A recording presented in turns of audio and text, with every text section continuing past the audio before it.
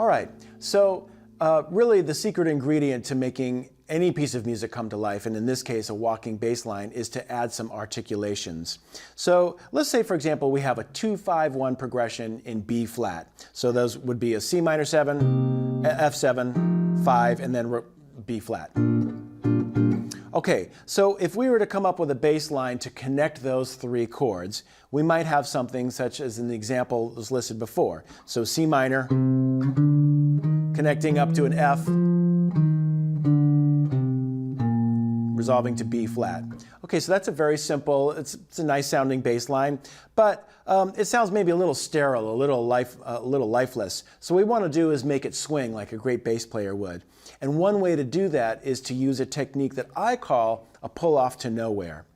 So basically what that is let's take a look at the next example. If we were to look at this first bass line in C minor 7, we've got C, and then we're essentially walking up chromatic approach to the F. After each of those quarter note beats, we can add like a little, it's kind of like a little swing eighth note, but it's a pull off to nowhere. And what that means is whatever string the note is occurring on, in this case we're on the A string or the 5th string, we can just kind of flick that note down.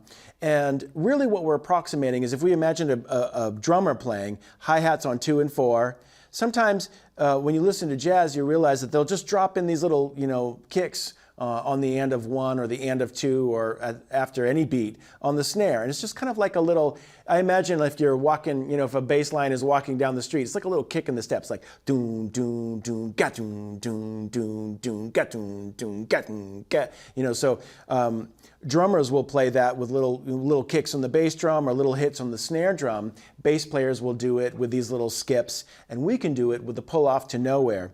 So let's just take a quick look at the technique here. If we're starting with our first finger on the 3rd fret A string, playing the C, we're just going to flick that off to an open A. So it's just a pull off technique.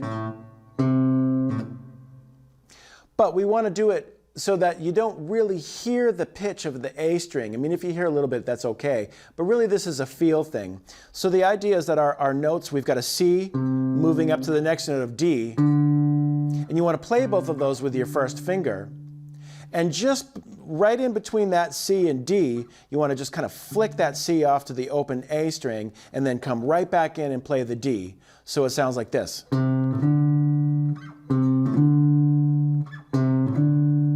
So that open A string is really subtle. You don't really hear it as much as you feel it. So it's like da-ga-ding, dig.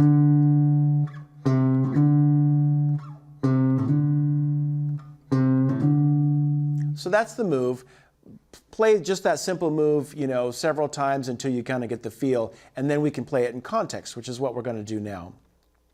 So the way to really practice this technique is practice the pull off to nowhere after every beat of the measure. So try it after beat 1, and then practice it following beat 2, following beat 3, and finally following beat 4.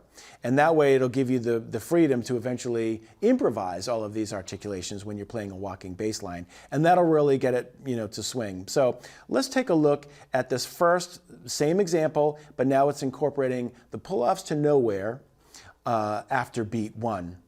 So we're going to pull up the metronome. Now we're going to play this a few times together with the pull off to nowhere after beat 1. Here we go. A 1, 2, a 1, 2, 3, and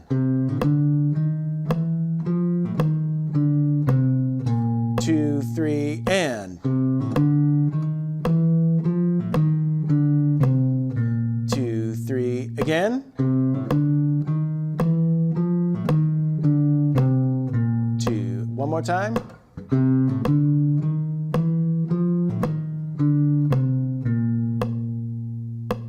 And you can hear just that swing so much more. It's a lot more interesting sounding, but it really just, it drives the pulse a little bit more than just playing, By contrast, that sounds a little flat compared to. Now real quick, when we get up to the F, now I'm fingering that with my pinky. No problem, just use that same pinky to just pull off. Just pull it off, and then you're right back on with the middle finger playing the E flat. So it's.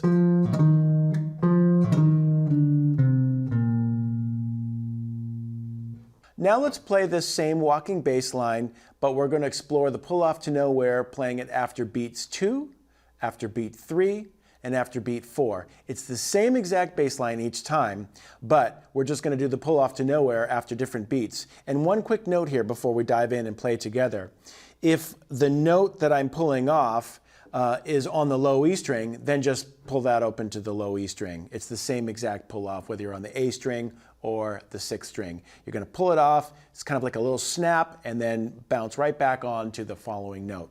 So let's pull up the metronome, and we'll play each example 4 times after beats 2, 3, and 4. Here we go.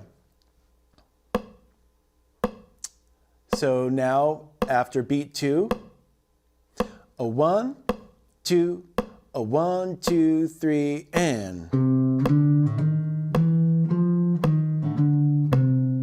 2, 3, and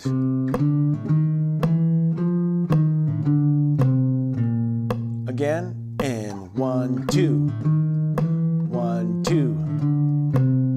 One more time, and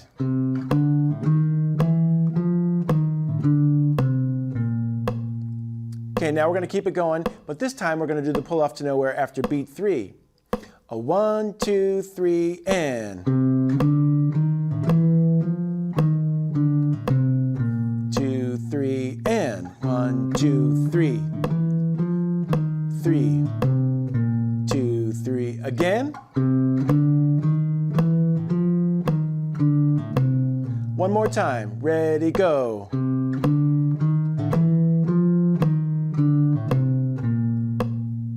All right, now we're ready to play it after beat 4. Same bass line. Here we go. A 1, 2, ready, and 2, 3, and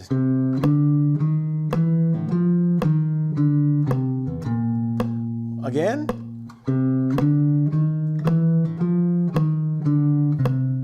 One more time. Here we go.